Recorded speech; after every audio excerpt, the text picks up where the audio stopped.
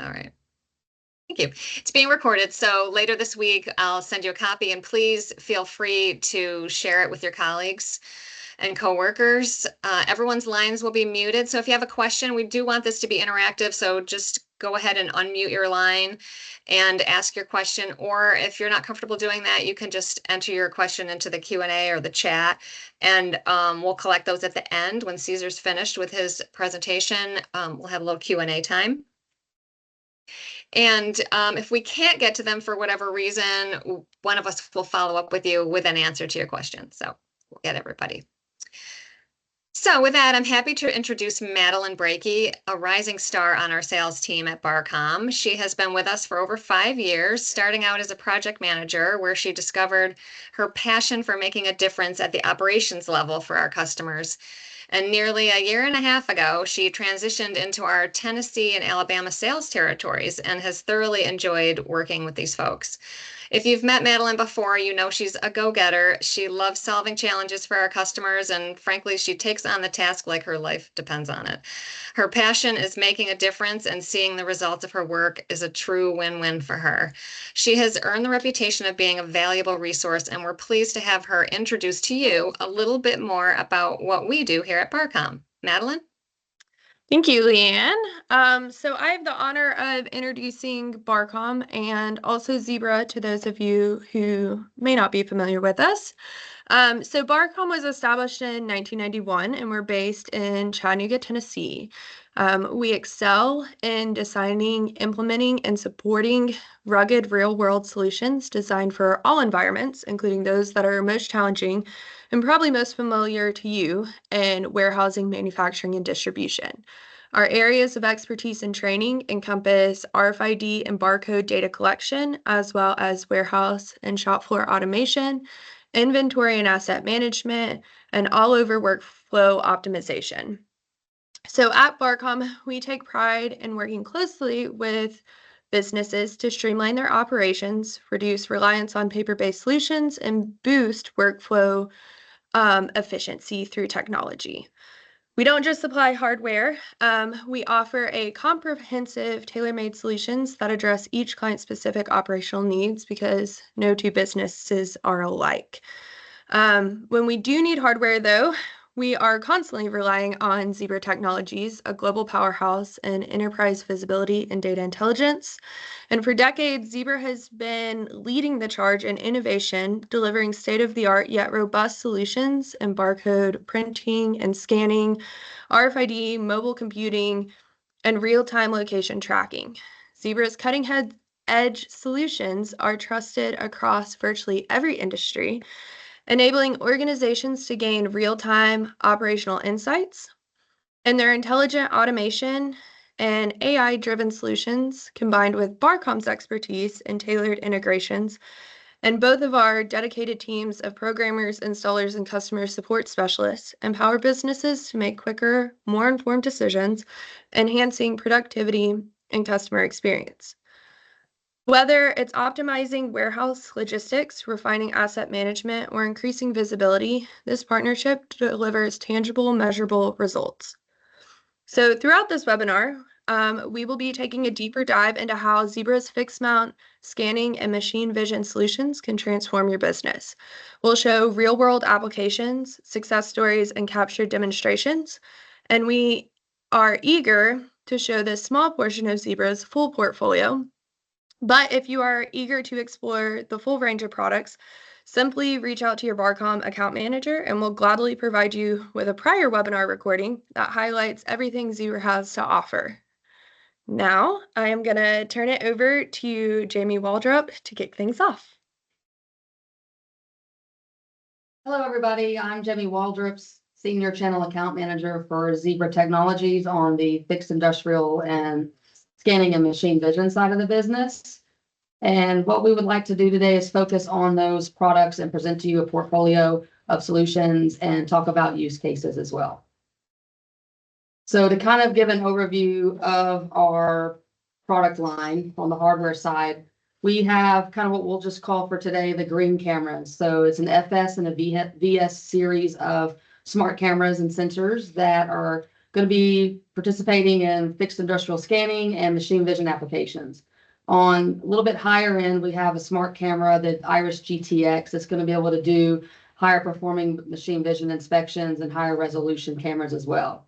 Moving up from there, we have the industrial camera, the CV60, that's going to allow you to do more resolution options and have the ability to as well have expansive lensing capabilities. And those can plug into the EV7 vision controller and do multiple cameras at a time for parallel processing. For higher bandwidth cameras that have higher resolution, we have frame grabbers available to process those images. And then as well, adding to the barcode and the vision line, we have 3D sensors. So the Altis will do laser profiling, and the 3S series will do more area scanning for the 3D side. So now I'm going to introduce Cesar Padilla, Senior Sales Engineer, to actually go through some use cases that these products fall into. Thank you, Jamie. And before I start, I just want to mention that we're here to help you minimize scrap, increase overall equipment efficiency in your plant, and minimize downtime. So as we start going through these use cases, I encourage you to think about how some of our cameras might help you with that. With that being said, let's start with OCR.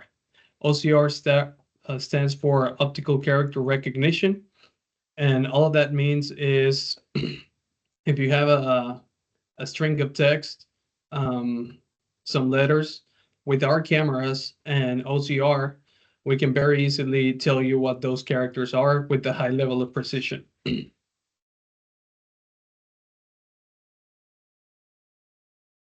Okay. And on this slide, we have a quick demo of how our HMI looks like. In this case, we're doing OCR on top of a box. All it took to get this up and running was me to set up that small blue box, which we call the region of interest, and then you're up and running. Cesar, can I ask a quick question? On this, what is the training time to get it to recognize those characters? Yeah, that's a good question. I'd say from beginning to finish, including image acquisition, is probably around 10 minutes. 2 minutes to acquire the images that we're going to be training on. After that, it's just a matter of setting up my region of interest, in this case, the blue box, and then just dragging the required output from the OCR tool into my HMI. So is Zebra essentially pre-training the cameras with its software? That's exactly what it is. You're going to come to find that some of our competitors, the way that they do it is they acquire the image, then they start telling the software what a 1 and what an L is, what a 0 and an O might be. In our case, it comes with a pre-trained library. It can do the entire English alphabet language, and it's very easy to use. Yeah. Awesome. Thank you. Okay. Now, moving over to the next slide, we're going to talk about dock door scanning. So as e-commerce and retail increase their market share, dock door scanning is one application where we have seen a lot of success on. In this case, on the image, you're seeing multiple cameras to inspect this entire dock door. And depending on the size of your barcodes, that's going to determine how many cameras we need to deploy this particular application. It doesn't matter if it's a small barcode or an incredibly large one, we can accommodate for that. So what would you say is the range of each camera? So let's take a 9x9 dock door. I want to figure out how many cameras I'm going to need. Yeah, so in that case, I would ask you, what's the mil size of your barcodes? They're usually measured in 1/1000th of an inch or millimeters. After I get that, I already know that the dock door standard size is usually 9 feet by 8 feet. And then at that point, I would just run a simple calculation and tell you how many megapixels you need on your camera for this application to be successful. Got it. Thank you. Okay, moving over to forklift scanning. We identified that on the industry, the forklift driver would have to manually grab a handheld scanner and aim it at every single barcode that they have to inspect. Instead of doing that, one option that Zebra provides is mounting one of our fixed industrial scanners to a forklift. And then as it's approaching a pallet in this example, we acquire the entire pallet and then send it to the appropriate place. In Caesar? this scenario, Yeah, Yeah, I have a quick we have a question. When question? since you're driving around with the camera, how are we powering it on the forklift? Yeah, no, that's a good question. So traditionally, all these cameras from us, from our competitors, they would have to be powered using a 24-volt cable. In our case, the camera that you're seeing on the screen, it's called the FS40, and it comes with a USB port. So that's another way of powering it. We could also very easily mount a small battery on the forklift and power it that way. Got it. Thank you. Kind of a bonus feature of this kind of application, since we're utilizing cameras to acquire the barcode data string, is we can use the image that the camera is using to decode the barcode and actually store that on your server, for example, and even name the image file the barcode data string, so it's easy to find and retrieve later. This is beneficial because this is the last touch point of the customer before it's in the hands of the transit carrier or, you know, the customer that they're selling it to. So if there is damage in transport or some type of discrepancy from the end customer receiving a different quantity, the customer that's actually selling it, taking that image, would have a record that they can later refer to and show what the product condition was, how many boxes high it was stacked, was it shrink wrapped, etc. So just kind of a fail safe and some good data collection for future possibilities.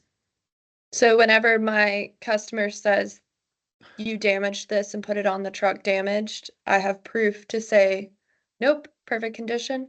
Correct. And it's not an extra step. It's actually happening while we're scanning the barcodes. It's just kind of a bonus feature and another way to look at this being useful to customers. Awesome. Excellent point, Jamie. And now we're looking at what our HMI looks like. In our case, we just acquired images of multiple barcode symbologies just to highlight that it doesn't matter the symbology. With our powerful algorithms, we can decode it. And so here you get a nice blue box around your barcode and the associated decoded string at the bottom.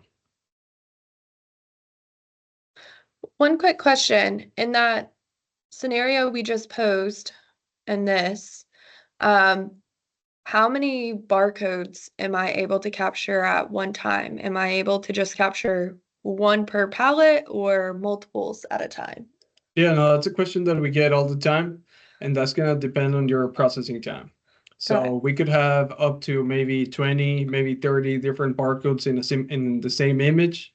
And if you tell us like, hey, I only have half a second for you to send me all the required data, that's gonna be the limiting factor. Usually, most of the applications that we saw, they go up to 10 barcodes per image, and we're able to process all that data and deliver it to the appropriate device in less than half a second. Awesome. Thank you. Okay, moving over to asset inventory, visibility, and utilization. Zebra has the capability of locate packages or goods as they're moving across your warehouse.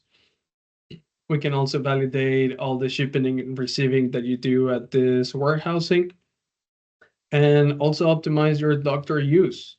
You know, as product is coming into your facility or leaving, we'd be able to give you visibility and traceability on all these products. Depending on the application, we could use the FS cameras. Jamie mentioned the green cameras at the beginning, or if it's a more complex application, we can increase the resolution of the camera and potentially involve the GTX. Okay, so moving over to packing benches. In the past, we saw that a lot of our end users would have a handheld scanner on every single bench. They would place a package on top of the workbench and then pick up the handheld scanner and try to decode whatever it is that they needed to be decoding. Instead of doing that, we decided to increase the ergonomics of this process by implementing an FS10 and an FS40 in this image. You don't see the lights on these readers because they're infrared. So that would also help minimize eye strain on the operators and overall decrease the amount of time that it takes to inspect every single package. So we had previously, with the forklift discussed, Jamie had mentioned the ability to capture an image for verification purposes. If I wanted to, let's say, take an image of what was being put into each box and swear to somebody that I had, in fact, loaded their product into the box, would I be able to do that with this application as well? Yes, absolutely. So the FS40 comes with the ability to be connected to a network. Once it's out of your network, we could very easily save images to your FTP server. Maybe it's an SFTP server. Yes, these cameras have the ability to do that. Thank you.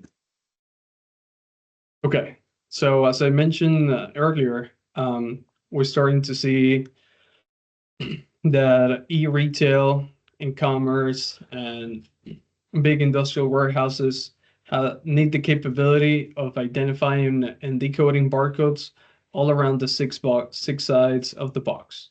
So that challenge could be very easily solved by surrounding your package with multiple cameras, so that we can find the barcode no matter what face of the box it was placed on. We can go up to 6-sided conveyor tunnels. We could do the same thing in a dock door, for example. We could do pallets, and some end users actually do tote reading. That is something we can do. Caesar, how fast can the conveyor go? Yeah, John, that's a question that we get all the time.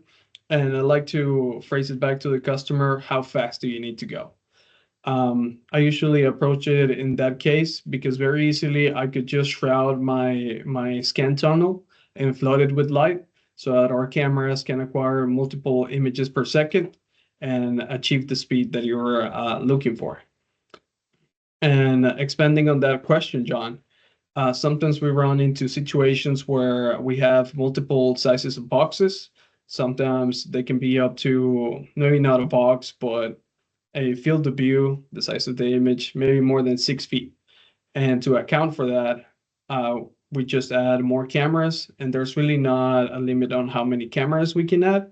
And the good thing about that is that we're not decreasing processing time. Okay, so as we all know here, electric vehicles are going to become more popular in the future. So Zebra, instead of being reactive, we're being proactive as to what kind of inspections some of these automotive manufacturers might need. So in this image, you're looking at an array of 4 GTXs. They're looking to make sure that all the terminals have been connected properly. And then on the same image, we have 2 LTs. Those LTs are there to make sure that the top surface of the battery is not scratched. And the LTs comes with a high resolution and a high level of precision.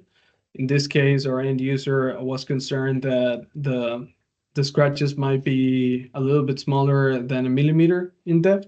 So the LTs is able to give you precision in the micron range, perfectly suited for this application. And one thing I'd like to mention is that even though this slide says that it's for EV battery inspections, this application is very well suited for any other manufacturing processes out there. Okay, in this particular case, we're looking at an automotive bracket that needs to meet a certain level of precision when it comes to their beats. So here's a good image. This is an image with no beat. This is also a good image. And then this one is a fail scenario. As you can see, the cursor pointed to the missing segment where we didn't have enough beat material. And we can set up pass-fail conditions based on for that. I could give you the overall perimeter of the beat. So if that changes, that could be your fail condition, or something more simple, where like if I identify missing material on the beat, that can also be my failing condition. For other applications, let's say we're doing a application with a weld and we want to make sure the weld is within X amount of, millimeters to the corner or something along that lines. Can we also use this to say we want this line to be here and that weld to be there? Absolutely, Maddie. Yeah. So what you're describing is measurement and metrology. Depending on your level of precision, we might pitch in LTs, just to guarantee you precision in the micron range. But if that's not something that you're looking for, we can probably involve a high resolution GTX and guarantee you precision in the millimeter range. Got it. Thank you. Okay, moving over to quality control and packaging inspection. Here in this image, you're taking a look at an FS42. In this case, Zebra has created a new fixed industrial scanner called the NS42. Comes with a neural sensor that allows us to deploy and train deep learning models. In this case, this particular camera is looking for surface defects on top of this gear, but it is not only suited for that. It can also do foreign material detection, as you will see in the next slide. We can do seals and blisters for pharmaceutical industry, and then maybe on retail and logistics, we could do cap and package integrity inspections. As I mentioned, deep learning is not only suitable for metallic parts or surface defects on a gear. It can also do food inspections. So here you're taking a look at a very common application in the food industry, where some of these tea leaves might become contaminated by foreign objects during transit. And so, as you can see, we have a small amount of contrast between our foreign objects and the actual tea leaves, making it ideal for a deep learning anomaly detection like you're seeing on the screen. In this case, all it takes is for you to acquire good images, bad images, and then you do the labeling. Hey, Caesar, hey, how long did it take to teach the machine vision system to detect these foreign objects?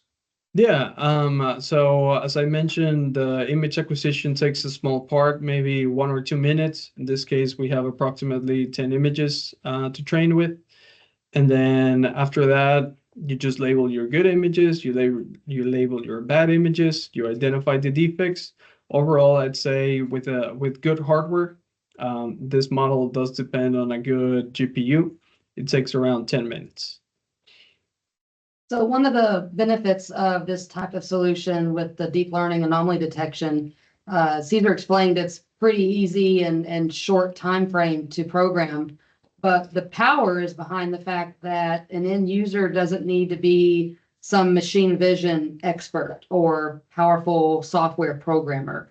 All the power is in the deep learning algorithm that you could be an entry-level user and simply feed it good images and bad images, and the software builds the model for the pass-fail criteria.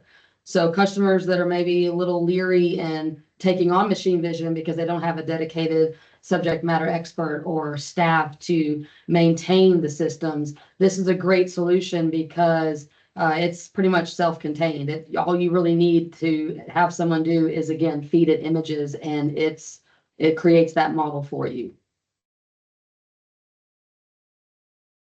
Great point, Jamie. Moving over to 3D and volumetric measurements. So thus far, we have only talked about cameras that acquire a 2D image, but some applications require another axis of precision, and that's when 3D comes in. In this case, this is a food and bev application. Our end user is concerned about the exact volume of every single cookie. They need to meet a given standard, and they also are concerned about it being potentially a damaged cookie. So with the help of Design Assistant and maybe 8 or 7 different algorithms, we're able to solve this application. What precision can you guarantee on an application like this? Yeah, in this case, since we're using the LTs, similar to the battery inspection, the LTs is a profilometer. It uses a laser and it's able to guarantee a high level of precision. In this case, approximately 50 microns. So let's say that you have a crack that it's missing maybe 49 microns of material. That would be outside of the capability of the LTs. But in this particular application, John, the cracks were usually a quarter of an inch, making the LTs very, very well suited to solve this challenge. Okay, continuing raw and processed food inspections. With some of our cameras and software, we're able to give you the entire volume of an orange. Let's say your end user wants to make sure that you only provide them with a certain volume. We'd be able to set up pass-fail criteria as to like, hey, your orange is too big or it's too small. And similarly, maybe the orange is damaged during transit and it has a brown spot. We'd be able to tell you if your orange is damaged or apple for that matter. Okay, and then here we have just a quick demo of how our HMI looks like for the cookie inspection. In this case, you see that we're measuring the volume at the bottom side of the screen and giving you a pass-fail to check if it's broken. So volume here is indicated by color. Yes, so as you can see on the left side of the screen, we have what we call a depth map. And so a depth map is a 2D image that represents height. So as the colors are changing to the screen, if they increase in height, the color is going to change appropriately. And similarly, on the right side of the screen, you have the 3D model. We call that a point cloud. So you're able to rotate it all the 3 axes and lay the tools that you're looking for. One thing I forgot to mention is, even though you're seeing that the volume is in cubic centimeters, we could very easily do cubic inches or gallons if the part is big enough. Very cool. Okay, label inspection. You know, this is an application that has been solved in the past. I'd say it's very low complexity. We can solve it with a very cost-effective camera. We could tell you if the label is oriented in the right way. Is it damaged? Since we're already acquiring an image of that, we can also provide you with the OCR of what the label is saying and provide you with tracking traceability. Okay, moving over to item detection and classification. Zebra has the capability of sortating your boxes, telling you what the barcodes are saying on every single box, tell you if they're damaged, maybe there's liquid damage on them, and also provide you with dimensioning of the boxes, as you're going to see in the next slide. In this case, again, we're taking a look at an HMI, and let me press the play button just to show you what our software can do.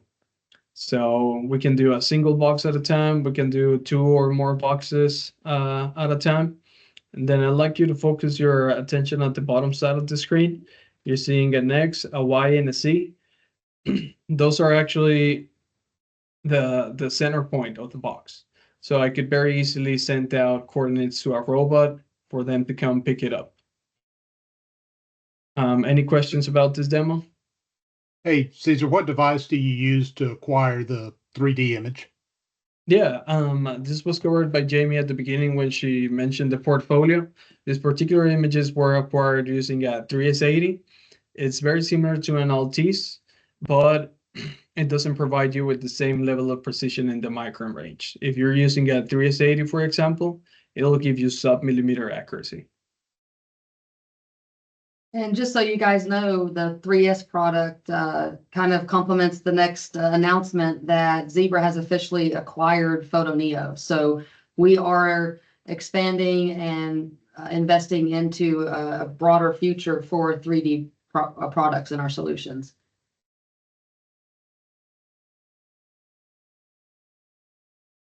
Okay, so after seeing some of these use cases, are there any applications where you think some of our cameras could be a good fit? So as I'm unmuting everyone's mic, so that they can ask those questions, back on the packing station, I currently have a customer and they are struggling with their people putting the correct barcode in the correct field on their form. So it's 2 barcodes on top of a box as they are scanning it in. They're scanning it into the wrong field, so their data is not really that great. Is there anything about the fixed mount solution that would prevent that? Yeah, what you're describing is a functionality called USB HID. And so you're gonna take a USB cable from one of our cameras, land it in a PC, and then select your text field. So let's say that you want the data matrix first, we write into the first text field, then we jump into the next text field, write the next symbology, maybe at code 128, code 39, and then do it lower again. I'd say probably in order to implement that functionality, it would take me approximately 5 minutes. Okay. So now that we've got a few of the mics unmuted, do we have any questions from our participants? Caesar, I have a question that Rick Gannon from Marsh Micro put in the Q&A. And he said, you know, they're inkjet guys over there. So if inkjet codes are pretty, most of your competitors can read these even at speeds approaching 1,000 ppms. How has your camera and software been improved to read poor inkjet print quality? Yeah, that shouldn't be a problem for us. As I mentioned, we can implement the scan tunnel. We can implement a lot of lighting. And even though we're seeing 1,000 packages per minute, that wouldn't be an issue because some of our algorithms are able to decode a single barcode in 10 milliseconds. So if we set up multiple cameras, multiple different field of views, we can account for that high speed. Rick, do you feel that answered your question? We'll assume yes then. I got a question. How can we, what ways can we use these cameras to, or for mixed product prevention applications? For mixed product So prevention let's say applications, I'm making pies. In the morning, I make cherry pies. In the afternoon, I make apple pies. I want to make sure no apple pies get in my cherry pies and vice versa. Mixed product. How can we use the cameras in applications such as that? Yeah, I would like to take a look at the different pies, for example, but one way of sorting them out would be by using color detection. So maybe the cherry pie is an intense red, maybe the apple pie is more of a light brown, and then I'm just measuring color on every single pie. And as soon as I detect a difference in the color that I'm seeing, I could then send a signal to potentially PLC as to like, hey, we detected a different product that is not what you're running. Very easily, our cameras can communicate with PLCs. So let's assume that the PLC already knows the recipe that you're running. So you then send me, hey, we're looking at cherry pies, and that's what I'm looking for. And as soon as I detect an apple pie, I then communicate back to the PLC as to like, hey, I detected something that is not supposed to be there. But to answer your question, yeah, there's multiple ways where we could tackle this application. Thank you. Okay, any other questions?